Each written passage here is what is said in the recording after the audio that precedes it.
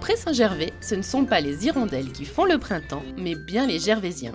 Pour fêter cette période de renouveau, la municipalité, les associations et les habitants ont encore une fois répondu présent pour organiser une journée riche en couleurs et en fleurs.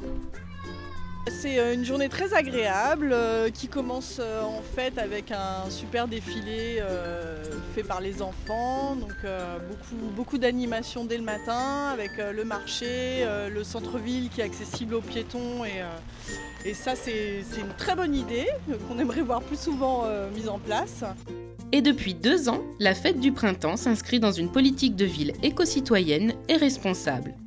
L'idée c'était de rassembler différents événements autour d'une ville qui se verdit, qui se végétalise, autour d'initiatives municipales et d'initiatives citoyennes portées par le réseau associatif qui de plus en plus a cette volonté de participer, de chercher des énergies renouvelables qui sont non polluantes, de protéger la planète parce qu'elle est en danger. Nous avons là des associations qui, au-delà d'une thématique de quartier, d'une thématique extrêmement locale, ont pris en considération la nécessité de la construction d'une politique publique au niveau de la ville et au-delà, puisque ces compétences étant portées par le territoire de la métropole du Grand Paris Est ensemble, il y a sur tous ces sujets-là des politiques puissantes qui sont menées et le Pré-Saint-Gervais doit naturellement pouvoir s'appuyer sur cette collectivité pour les développer. Et aujourd'hui, la fête du printemps permet aux Gervaisiens d'apprécier la concrétisation des efforts fournis par la municipalité pour rendre la ville encore plus attractive et agréable. Le Pré-Saint-Gervais a obtenu sa première fleur l'année dernière à l'issue du concours des villes fleuries de moins de 20 000 habitants. Nous étions très heureux de cette fleur, d'autant plus que le jury a reconnu l'effort que nous avions fait pour mettre en avant la dimension développement durable et pour avoir des plantations qui s'inscrivent dans cette volonté de privilégier tout ce qui est fleurissement durable. Vu le succès de l'opération pour une première année, nous la renouvelons cette année en espérant qu'il y aura encore plus de Gervaisiens qui vont s'inscrire et qui vont faire qu'en fleurissant leurs balcons, leurs jardins ou leurs terrasses, nous ayons une ville agréable où il fait bon vivre. Une ville où il fait bon vivre sans aucun doute, car comme l'année dernière, le marché aux fleurs a fait le bonheur de nombreux passionnés de jardinage.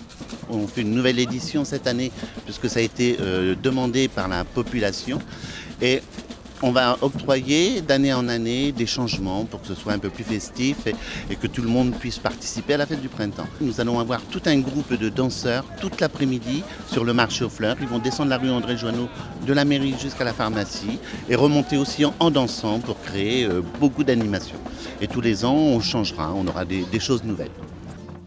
Les musiciens et danseuses de Batucada ont enflammé la rue André Joanneau.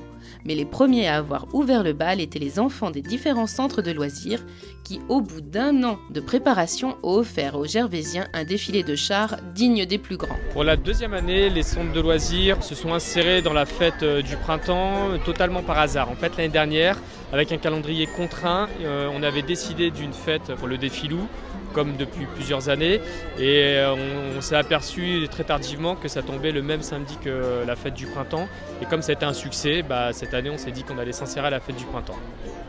Cette année, le thème du défilou était les super-héros et les dessins animés. Des Spider-Man, Reine des Neiges, lutins, pirates et autres pingouins ont marché toute la matinée sous le regard attendri des badauds. Une fois le défilou terminé, les enfants ont donné un spectacle final tout en numéros de danse et de jonglerie. D'ailleurs, pour les amateurs de cirque, la troupe Circo Criollo donnait à sa manière une représentation à la petite criée pour marquer l'événement.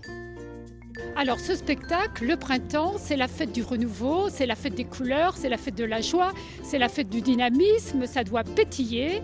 Et nous avons pour objectif à la petite criée de mettre des pépites gervaisiennes. Circo Criollo, c'est vraiment l'expression de la renaissance, de la vitalité, de la joie, de la bonne humeur, des couleurs.